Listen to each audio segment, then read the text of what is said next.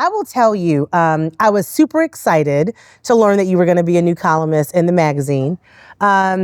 And I shouldn't be this excited to talk about sex, but I am, and I don't know why. So we're going to break that down today, right? Because you're also a therapist, so maybe you can help me understand. Why am I so excited to talk about this? I think there's a couple reasons, but I'll let you diagnose me, okay?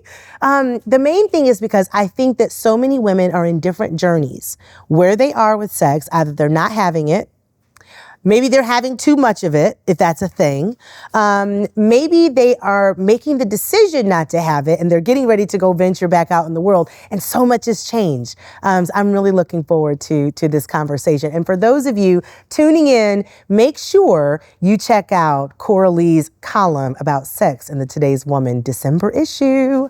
All right, girl. So first, just tell me a little bit about how you landed in this field. Yeah. And I'm laughing, but no diagnosing, because you and I are in armchairs together, sisters together. And so we get to be collaborative and just talk, which is lovely with sex. So for me, if you can imagine, I moved a lot growing up. I think I moved 4 places by the time I was 12. So that meant adapting, that meant being a chameleon a little bit, learning how to adjust to different environments. And my parents have a very strong marriage and bond. They're actually celebrating, I think, their 50th anniversary next year. Oh, they're probably having a lot of sex. Who knows? Whatever it takes to keep the bond going. But I have one best friend from childhood. Besides that, it was starting over each time. And so I think I was like, once I just meet my life partner, like, I'll be good. And so it started from a place of, if I just know everything there is to know about love and sex, I'll be good. Or maybe I just learn about it before I ever do it, and then it will all work out. And so that's not exactly how it happened, but, of like just working out because you read about it. But that was the intent of, let me just learn, and maybe I'll feel safe, maybe I'll have opportunities, and really like a knowledge is power kind of hunger there. Okay. All right. Well, I'm going to jump right in. Okay. Sure. Complaints. Can we talk about complaints that you hear from women about sex? And if there's any fellas in the audience, just plug your ears. No, we're kidding. We want you to hear this. We need you to hear this. But talk about some of the complaints that you hear from women. Yeah. So for women or folks who identify as female, complaints that I hear a lot can range, a variety of different issues. It can be anything from pain related to sex, usually penetrative sex, but it can be a variety of things.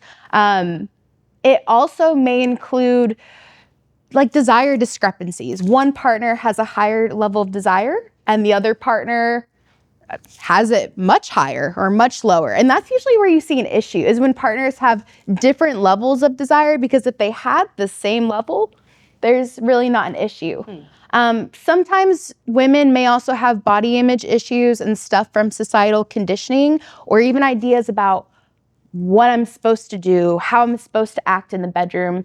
And then another one that I see with having a lot of different roles, being the one to hold, kind of the manager role of the household, or being a mom, or maybe doing more of the household chores and working full time, that a lot of people are tired. And so trying to think of like, how can I fit in this thing that feels or seems really important? And also I'm stretched so thin as it is. Okay. So different appetites for sex. I can see how that might be a little bit of a problem. Yeah. What are some words of wisdom that you give? Because at the end of the day, what does that look like, right? Somebody wants to have sex every day. Somebody wants to have sex a couple times a day. I've heard the gamut, right? So what sort of advice do you give to try to help partners get on the same page? Yeah, so I can say a brief bit here, but like in the therapy room, it isn't necessarily me giving advice, but helping partners come to their own wisdom and their own meeting in the middle of what's possible. I would say some of it starts with expanding what sex is. Maybe I have an appetite for touch. Maybe I need to be cuddled. Maybe I need to be held. And so we have different ways of kind of filling that need that we have for connection. And sometimes it is sex, but sometimes it can include anything, ranging from kissing, touching, holding each other naked, and really being creative and kind of smashing whatever expectations of what it has to look like to something that can work for both people. Awesome. Awesome. All right. Well, one last question that I have as it relates to sex, and we'll have to leave some cliffhangers because if you really want to know all that I want to know answers to, you've got to follow her column in Today's Woman magazine each month. But tell us, what do you think are some of the things that are happening in the bedrooms with Today's Woman now? Yeah, I think that Today's Woman has a lot more knowledge and a lot more permission to be able to have pleasure in the bedroom, that her needs matter, and also starting to get words and vocabulary to be able to talk about that, to say what she wants. And if she doesn't know yet, that there's resources here at Today's Woman or resources with her girlfriends that she can start to find out, and that her pleasure matters. I love that. Our pleasures matter. Our pleasures matter.